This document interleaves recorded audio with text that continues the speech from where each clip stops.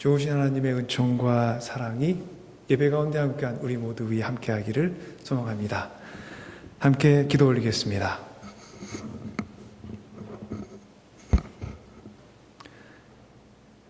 은혜와 사랑의 하나님, 우리가 살아가는 세상에 다채로운 생명의 빛깔을 주님께서 입혀주셨습니다. 푸른 강물이 여름 노래하듯 흘러가고 녹색 나무들이 생명의 싱그러운 기운을 드러내고 새와 나비와 꽃과 풀이 어우러져 아름다운 생명의 정원을 이루는 이 주님의 세상에 함께 살아감이 참으로 우리에게 큰 선물입니다. 선물을 선물로 누리며 살아가고 싶습니다. 주님의 능력을 올바로 깨닫고 세상에 범람한 헛된 지혜를 경계하며 살아가기 소원합니다.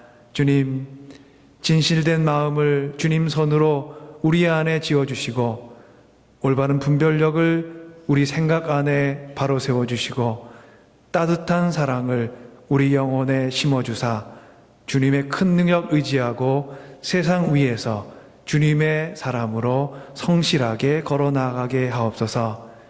마음과 뜻을 다해 드리는 이 예배 가운데 우리를 간절히 기다리시던 하나님 만나게 하시고 우리를 동행 삼아 세상을 변화시키고자 하시는 예수 그리스도의 아름다운 손을 꼭 붙들게 하옵소서. 이 시간 말씀으로 우리 생명에 새 옷을 입혀주셔서 남루했던 우리의 생명과 영혼이 새 모습을 입고 세상 향해 담대하게 나아가게 하옵소서. 예수 그리스도 이름으로 주님께 기도 올립니다. 아멘.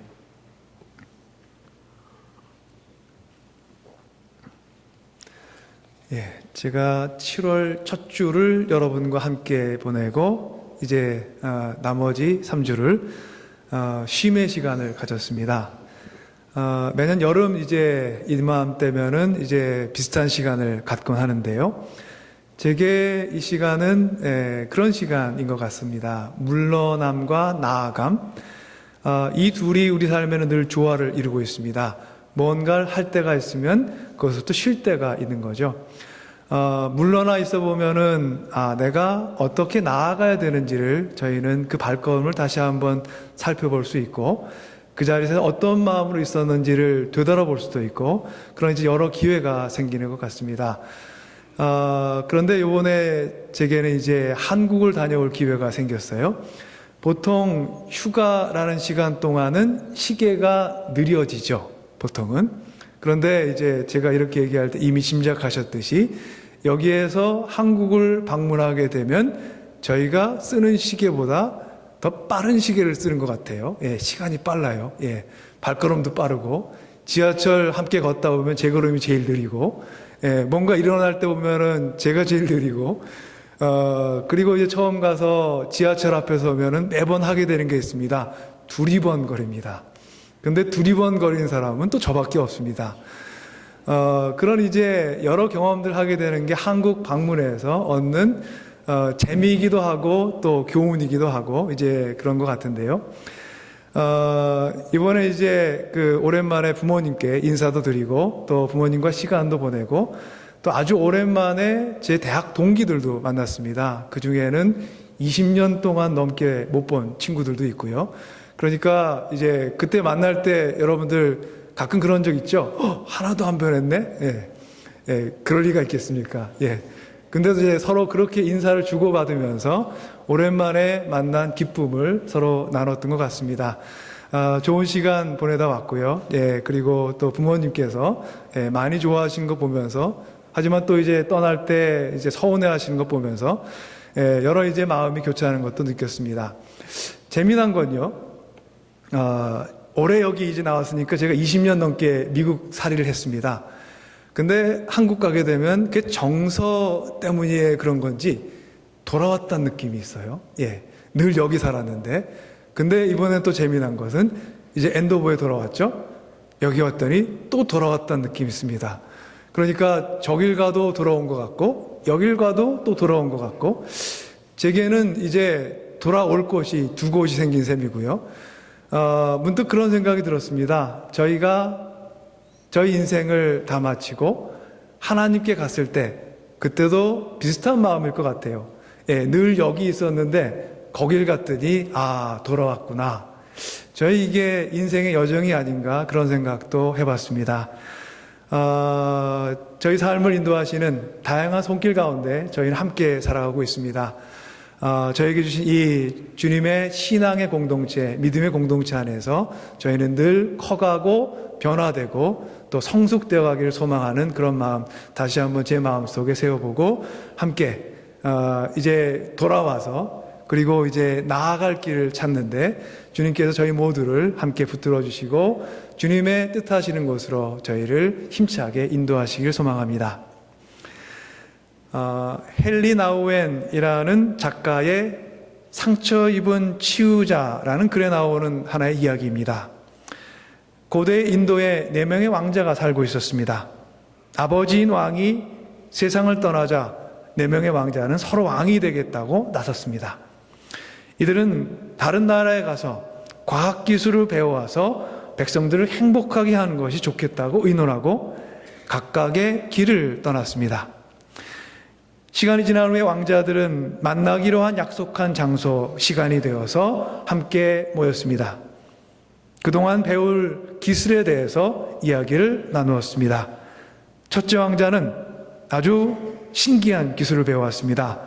작은 뼈만 있으면 거기에 살을 붙이고 근육을 재생시키는 아주 놀라운 기술을 배워왔습니다. 둘째는 가죽과 털을 재생하는 기술을 배워왔어요. 셋째는 나누어져 있는 사지를 붙일 수 있는 기술을 배워왔습니다. 넷째는 생명을 불어넣는 기술을 배웠습니다. 4왕자가 각기 자기들이 배운 기술을 시험하기 위해서 산에 올라가서 사자의 뼈 하나를 찾았습니다. 그리고는 그 뼈에 살과 근육과 가죽과 털을 그리고 사지를 만들고 마지막에 넷째 왕자가 생명을 불어넣었습니다.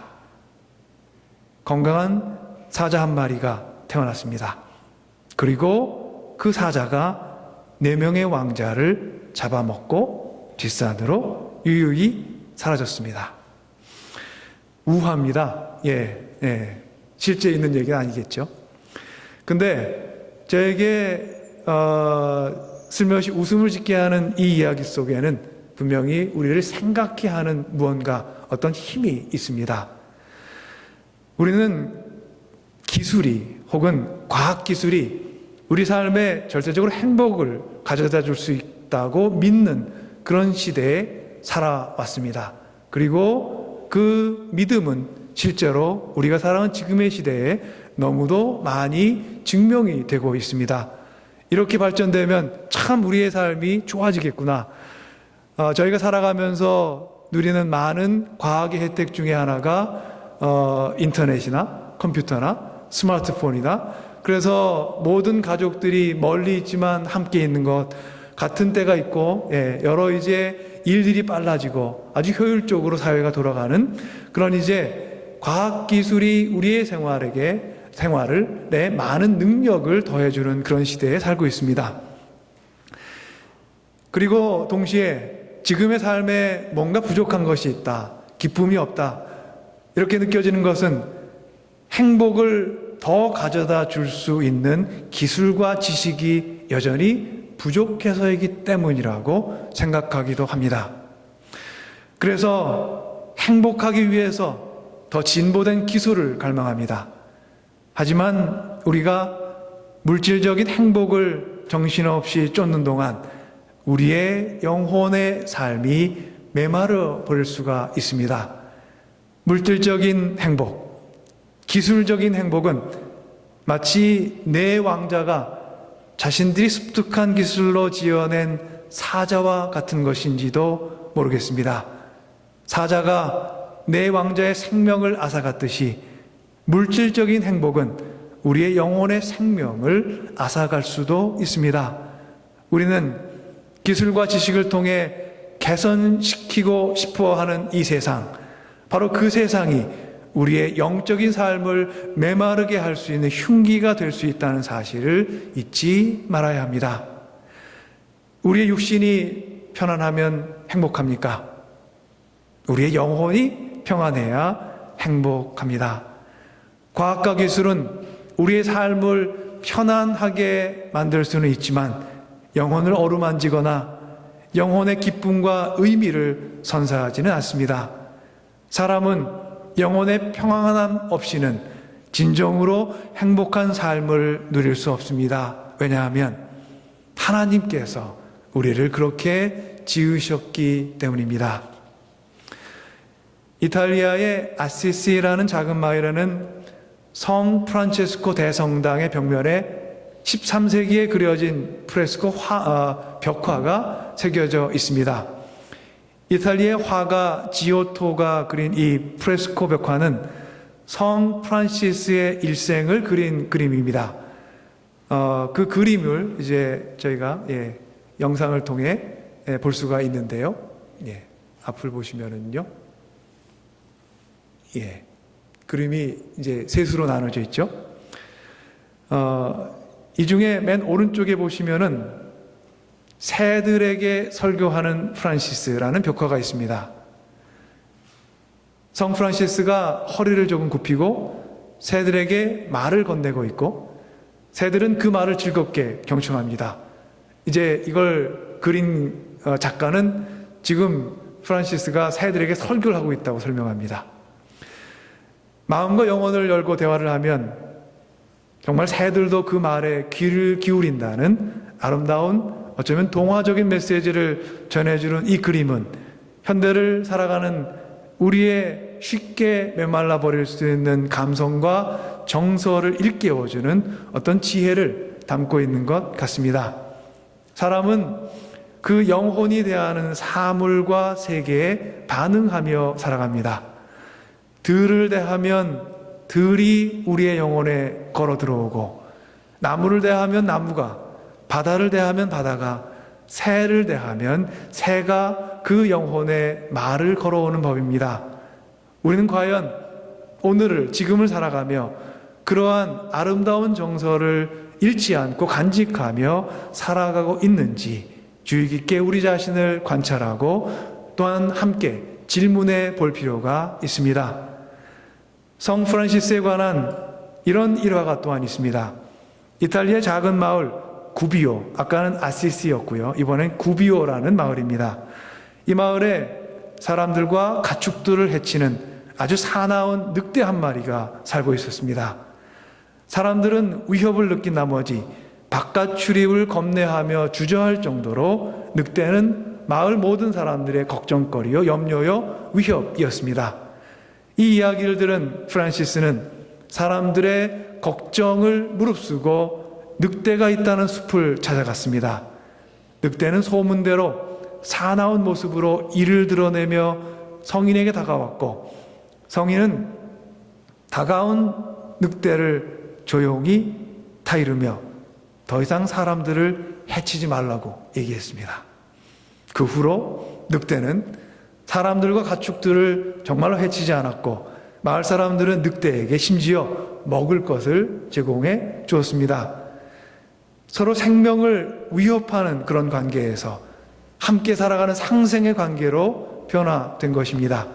늑대가 죽었을 때 마을 사람들은 매우 슬퍼했다고 합니다.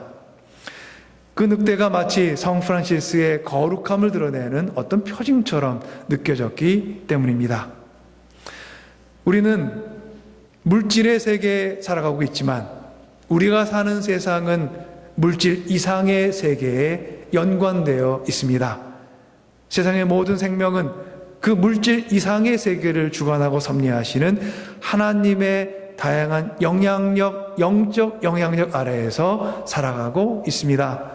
그리고 하나님께서는 사람의 영혼에 그런 하나님의 다채로운 세상과 교류할 수 있는 힘을, 영혼의 힘을 새겨 놓으셨습니다. 그 힘을 발휘하고 사용하며 살아가는가 아닌가에 따라 우리의 삶은 영적으로, 정서적으로 풍요로운 길을 걸을 수도 혹은 빈곤의 길을 걸을 수도 있는 것입니다. 창세기 2장 7절에서 말합니다. 주 하나님이 땅의 흙으로 사람을 지으시고 그의 코에 생명의 기운을 불어넣으시니 사람이 생명체가 되었다. 사람은 흙으로 지어지고 하나님의 생기를 통해 그 생명을 얻은 존재입니다. 하지만 하나님께서 생기를 우리 가운데 불어 넣으시기 전에 사람은 하나의 흙에 불과했습니다. 그런데 하나님께서 생기를 불어 넣으시니 생명이 되었다고 창세기는 우리에게 전합니다. 그래서 우리의 삶이 행복을 누리기 위해서는 하나님께서 불어 넣어주신 생기를 호흡해야 하는 것입니다. 생기를 호흡하며 사는 삶, 그것은 영적으로 건강한 깨어있는 삶을 뜻합니다. 기독교 사상가인 우리가 잘 아는 C.S. 루이스는 이렇게 말한 적이 있습니다. 영어로 이렇게 되어 있습니다. You don't have a soul. You are a soul. You have a body. 당신은 영혼을 가지고 있는 것이 아니라 당신 존재가 곧 영혼입니다. 당신은 몸을 갖고 있는 것일 뿐입니다. 이것이 이제 C.S. 루이스의 설명입니다. 영혼인 당신이 몸을 갖고 있는 것이지, 당신이 몸을 갖고 있고 그리고 영혼을 소유하고 있는 것이 아니라는 C.S. 루이스의 아주 오래된 통찰은 저희가 살아가는 우리 자신의 존재가 어떤 의미를 갖고 있는지 다시금 생각해야 하는 어떤 힘이 있는 것 같습니다. 우리 존재가 지니는 어떤 본래의 성격을 표현하는 그런 말입니다. 오늘 우리가 읽은 바울의 편지 골로새서에서 골로새 교회는 당시 큰 영적 위기에 처해 있었습니다. 8절 말씀은 당시에 골로새 교회가 위협받고 있었던 위기를 잘 묘사하고 있습니다. 이렇게 얘기합니다. 누가 철학이나 헛된 속임수로 여러분을 노획물로 삼을까 조심하십시오. 그런 것은 사람들의 전통과 세상의 유치한 원리를 따라 하는 것이요 그리스도를 따라 하는 것이 아닙니다. 골로새 교회는 거짓 교사들이 가르치는 헛된 철학에 현혹되어 있었습니다. 철학이나 헛된 속임수, 이것은 당시에 유행하던 종교적 가르침이나 윤리적 가르침을 뜻합니다. 사도 바울은 이런 가르침들이 사람의 유전이요 세상의 초등학문에 불과하다고 얘기합니다. 초등학문이라는 것은 세상의 초보적인 원리라는 것을 의미합니다. 성숙하지 못하고 유치한 원리라는 뜻이겠죠. 하지만 이것은 당시 거짓 교사들의 가르침이 초보적인 유치한 단계, 모두가 보기에, 그들 스스로가 보기에 유치한 단계에 머물렀다는 뜻이 결코 아니었습니다. 여기서 세상의 초등학문은 바로 그리스 철학을 의미합니다.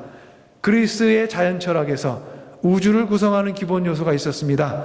흙이 있었고, 물이 있었고, 불이 있었고, 공기가 있었습니다. 당시 사람들은 별들이 바로 이 네 가지 원소로 구성되어 있다고 생각했습니다. 그래서 하늘의 별들은 그들에게 신성합니다. 별들이 인간의 운명을 지배하는 신적 힘을 갖고 있다고도 믿었습니다. 골로새 교회가 있었던 당시 사람들은 별들을 향해 숭배했고 신으로 섬겼으며 별들의 좌표로 인간의 운명이 결정된다고 믿었습니다. 점성술이 발달된 거죠. 말하자면 사람들은 당시에 가장 과학적이라고 여겼던 그 지식을 선봉하며 자신들의 삶의 행복의 근거를 바로 거기에서 찾았던 것입니다. 그러나 별들의 신적인 힘이 있다고 믿는 사회풍조는 골로새 교회의 영적 위기를 가져옵니다. 이러한 영적 위기를 극복하는 방법으로 사도 바울은 6절과 7절에서 이렇게 말합니다. 그러므로 여러분이 그리스도 예수를 주님으로 받아들였으니 그분 안에서 살아가십시오. 여러분은 그분 안에 뿌리박고 세우심을 입어서 가르침을 받은 대로 믿음을 굳게 하여 감사의 마음이 넘치게 하며 살아가십시오. 오직 그리스도만이 우리 삶의 굳건한 반석이요 참된 주님이시라는 그런 뜻입니다. 9절과 10절에는 어떻게 그리스도께서 우리의 주님이신지에 대해서 바울은 이렇게 설명합니다. 그리스도 안에 있는 온갖 충만한 신성이 우리의 몸 안에 머물고 있습니다. 여러분도 그분 안에서 충만함을 받았습니다. 그리스도는 모든 통치와 권세의 머리이십니다. 하나님의 모든 것이 예수 그리스도 안에 있다는 말입니다. 예수님 안에 있는 사람은 그래서 모든 것을 가진 사람입니다. 또한 그리스도는 모든 통치와 권세의 머리가 되십니다. 그래서 예수 그리스도 안에 사는 사람은 세상에서 가장 큰 권세를 힘입은 그런 사람입니다. 일본의 유명한 기독교 사상가가 있습니다. 많은 한국에 있는 저희 초대교회 기독교 리더들에게도 영향을 준 사람이었는데요. 우찌무라 간조라는 인물이 있습니다. 우찌무라 간조에게 영향을 받은 사람이 저희 한국에는 김교신이라는 인물입니다.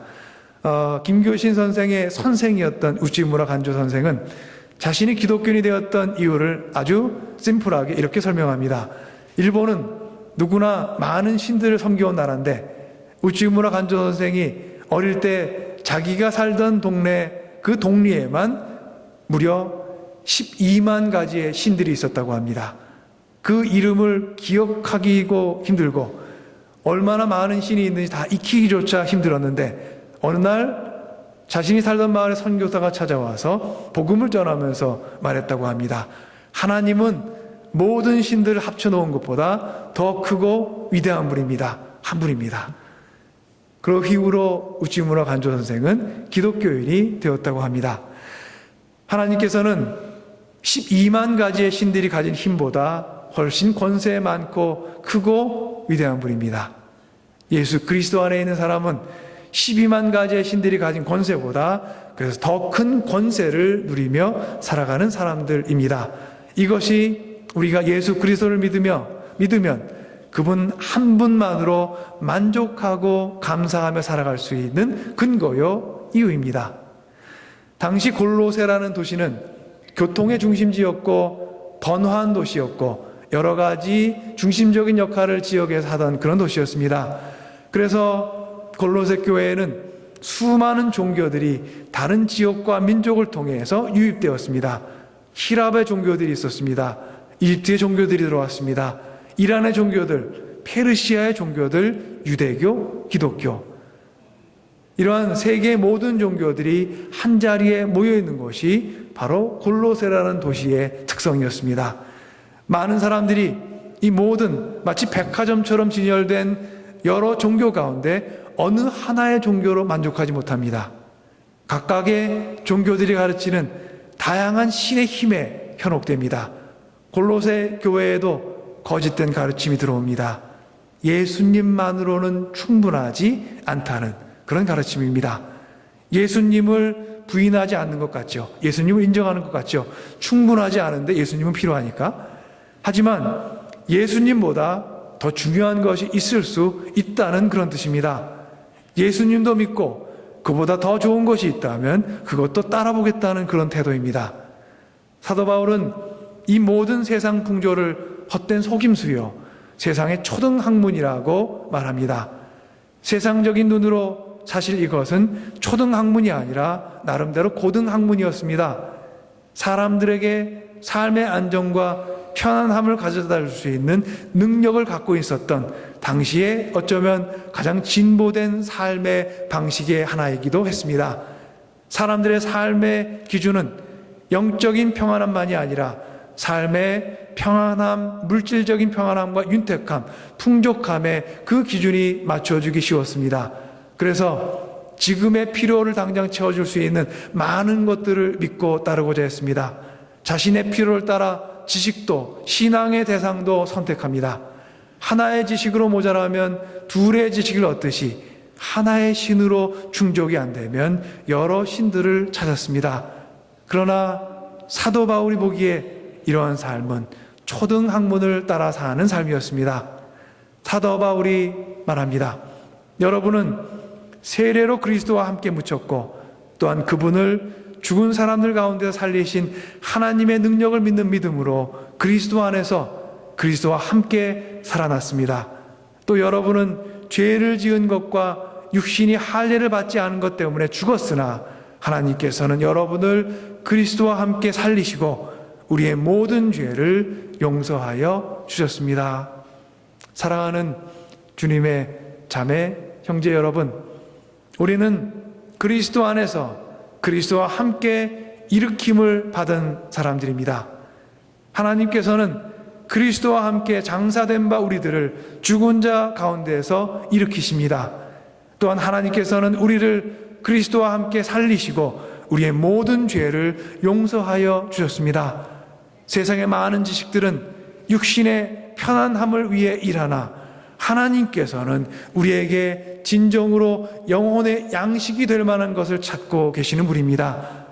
우리 인생이 때로 슬프고 괴롭고 힘들고 낙심되는 것은 다만 우리에게 필요한 물질적 필요가 채워지지 않았기 때문이 아닙니다. 우리의 영혼이 캄캄한 밤길을 만날 때 그 갈 길을 찾지 못하기 때문입니다. 영혼이 죄의 짐에 매여 우리의 삶을 자꾸만 무겁게 붙들기 때문입니다. 우리 삶에 진정으로 필요한 그것은 영혼의 자유요, 영혼의 안식이요, 영혼의 평안입니다. 사도 바울이 우리의 영혼을 향해 보내는 그 편지를 다시 한번 우리 마음속에 새겨봅니다. 여러분은 세례로 그리스도와 함께 묻혔고 또한 그분을 죽은 사람들 가운데 살리신 하나님의 능력을 믿음으로 그리스도 안에서 그리스도와 함께 살아갔습니다. 여러분, 그리스도 안에서 살아가십시오. 어둠 속에서도 길을 잃지 않고 살아갈 수 있는 삶의 진리가 그 안에 있습니다.